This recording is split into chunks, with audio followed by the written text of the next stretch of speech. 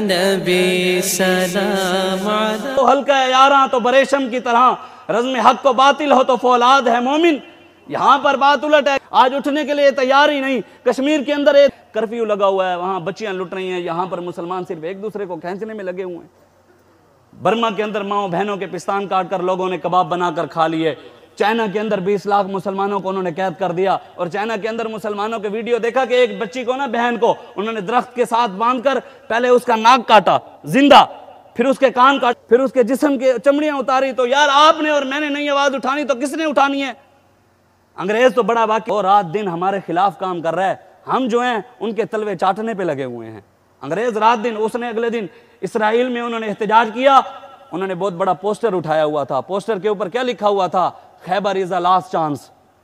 उन्होंने कहा मौला अली ने जो खैबर का किला उखाड़ा था वो तुम्हारा आखिरी चांस। वहां पुकार रहे हैं तुम्हें कि उठो। यहाँ मुसलमान कहते हैं नहीं नहीं, हमने तो बात ही नहीं। आज इस्लाम अमन का दर्ज देता है। आज हमारी सड़कों के ऊपर हमारे सामने हमारी माओ बहनों की इज्जतें लुट रही हैं, हमारी माओ बहनों घसीट कर ले जा रहे होते हैं, माओ बहनों के साथ पाकिस्तान में ही ज्यादतियां हो रही हैं।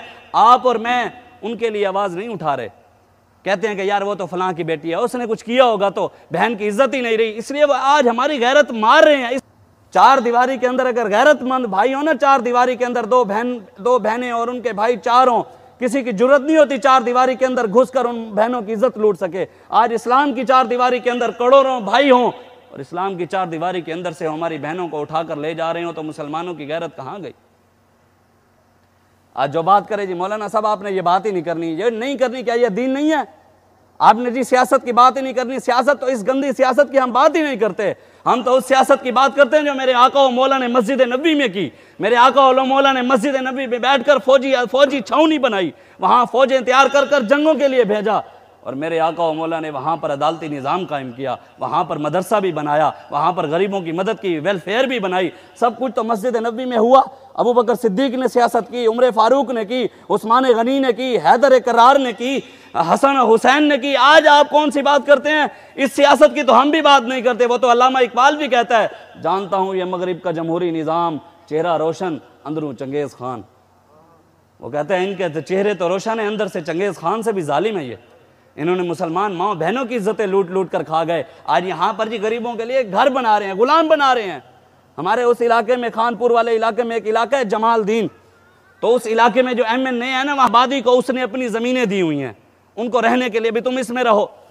अब वो वहाँ के कुछ नौजवान खड़े हो गए, उन्होंने कहा कि हम काम करना चाहते हैं लेकिन आप हमें किसी और इलाके में काम करवाएं। मैंने कहा क्यों? कहते हैं कि यार वो इलाका है उसका, अगर हमने उसके खिलाफ आवाज उठाई तो हमारे माँ बाप को, हमारे खानदान वालों को उस इलाके से निकाल देगा, हमारा कुछ भी नहीं होगा। आज ये भी हमारे लिए, यहाँ गरीबों के लिए जो घर बना कर दे रहे हैं जी, इसमें मेहमान खानों में आकर रहो, गुलामी बना रहे हैं ना, कि ये इस हमारे ही गुलाम बन जाए। हुजूर की गुलामी से निकलवा कर हमें कुछ भी नहीं चाहिए, हमें ना बिजली चाहिए, ना रोटी चाहिए, कुछ भी नहीं चाहिए, हमें सिर्फ मोहम्मद अरबी का दीन चाहिए। शायरी ने वो कहते हैं, हमको अपनी तलब से सिवा चाहिए, आप जैसे हैं वैसी अता चाहिए, क्यों कहूँ ये अता वो अता, उनको मालूम है हमको क्या चाहिए।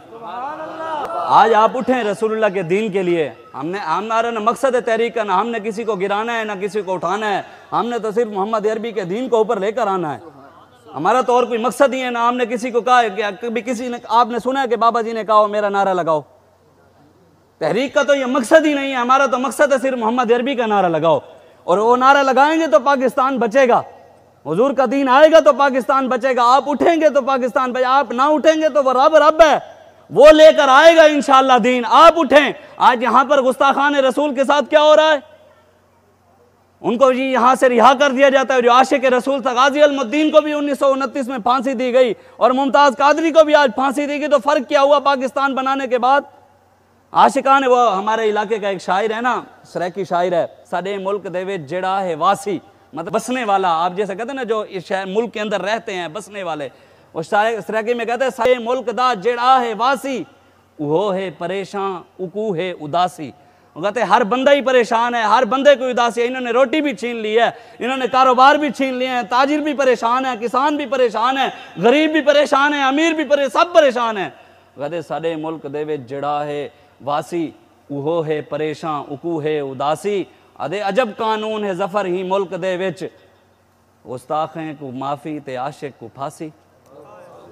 अरे ये अजीब कानून बना दिया है, गुस्ताखों को माफ़ी मिल रही है और